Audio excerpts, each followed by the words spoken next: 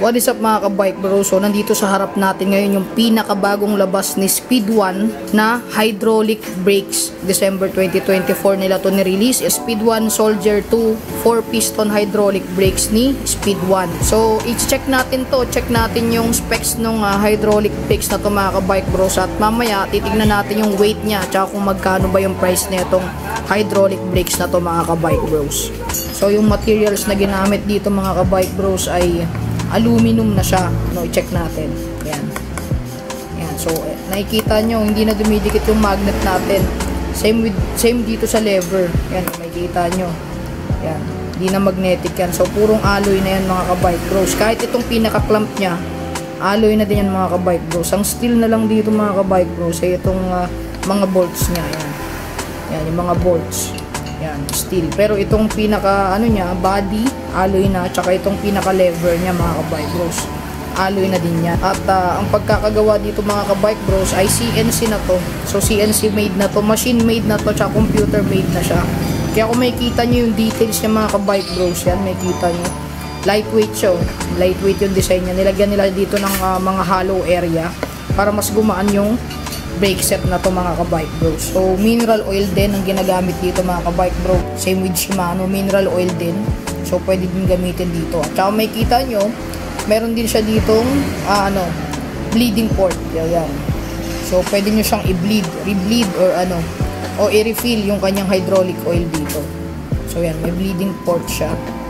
Then dito naman, kung mapapansin nyo dito, lever adjuster yan. So iikot nyo lang yan mga ka-bike bros, mas lalapit yung lever sa kamay nyo. So depende sa preference nyo kung gaano kalayo or gaano kalapit. So makikita nyo, meron na din siyang ganong features dito.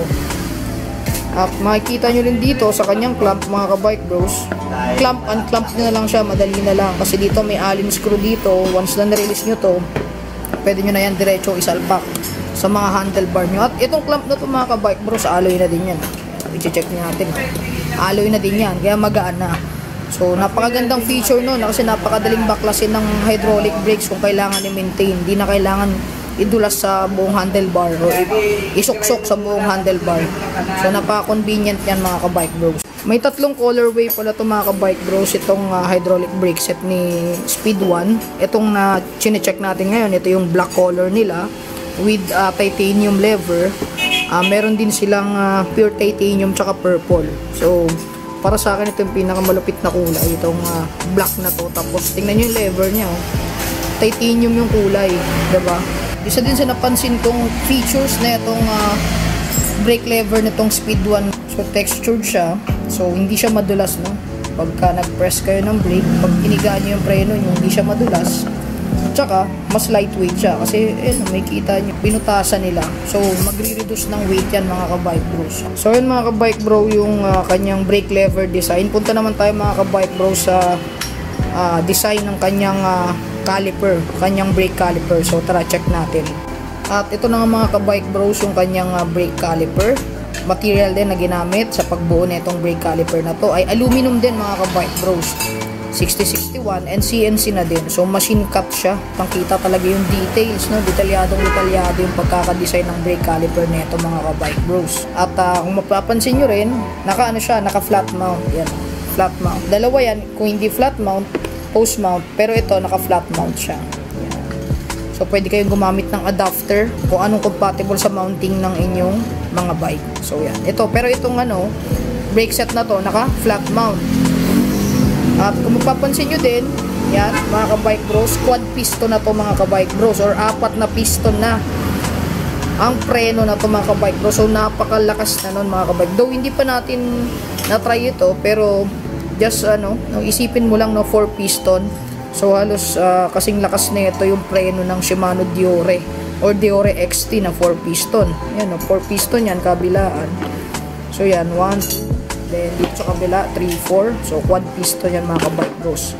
And tingnan nyo, meron siya ditong cooling fins para sa pads. Yan, makikita nyo, para maiwasan yung overheating. So nagkukos ng ng issue yan pa nag-overheat kayo, lalo pagka lumulusong kayo ng mahaba. So yan, makikita nyo, meron na siyang cooling fins. So a very nice feature dito sa brake set na to mga ka-bike bros. So as per Speed 1, ang braking force ng brake set na to ay 641 newtons. So, medyo malakas na nga yun. So, ang size ng kaya niya accommodate ay 160 mm na rotors, na brake rotors or brake disc.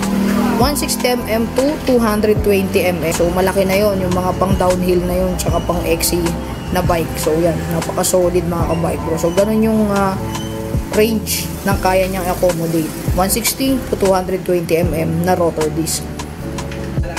At syempre mga ka-bike bros, check natin yung weight nito kung talaga bang lightweight. So, check natin yung weight. So, yan. Around 510 grams lang siya mga ka-bike bros. Half kilo lang. Dalawa na yun mga ka-bike bros ha. Rear tsaka front na yun. So, pwede pang mabawasan yan. Depende kung pagpuputol kayo ng brake hose or hydraulic brake hose. Kung magbabawas kayo, mababawasan pa yung 510 grams. Pero, all stock, walang bawas. Yan yung pinaka-weight niya. Gross weight niya, 510 grams. So, magaan na yan mga ka-bike bros. So, yan mga ka-bike bros. Tapos na natin tignan yung build quality nitong Speed 1 Soldier 2 hydraulic brakes. Ito yung pinakabagong release ngayon ni Speed 1. Ano to? Version 2 na to mga ka-bike bros. Kung makikita nyo to, malalaman nyo yan dito, dahil dito sa lever. Kasi yung version 1 nito mga ka-bike bros, pag black siya, black din itong lever. Pero dito, kung mapapansin nyo sa version 2, black yung yung body, pero tingnan nyo yung lever, titanium yung kulay. So, version 2 to, may kita nyo din talaga dyan, Soldier 2, nakasulat.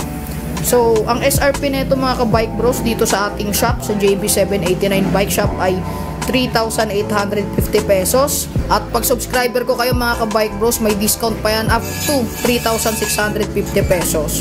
So, may special discount tayo ngayon mga ka-bike bros. So, kung naghahanap kayo ng alternative hydraulic brake, ito, highly recommended to mga ka-bike bros, Speed 1 na brand. Itong Speed 1 Soldier 2 4-piston hydraulic brakes. Alam naman natin ang Speed 1, solid din yung mga build quality niyan from hubs to other bike parts. So, napaka-solid niyan. So, kung interested kayo dito sa ating hydraulic brake set na to, pwede kayong dumaan dito sa ating shop. Dito yan sa Lower Bicutan in front of Petron, or pwede nyo i-chat yung ating Facebook page. Ilalagay ko yung link sa description below mga ka-bike bros.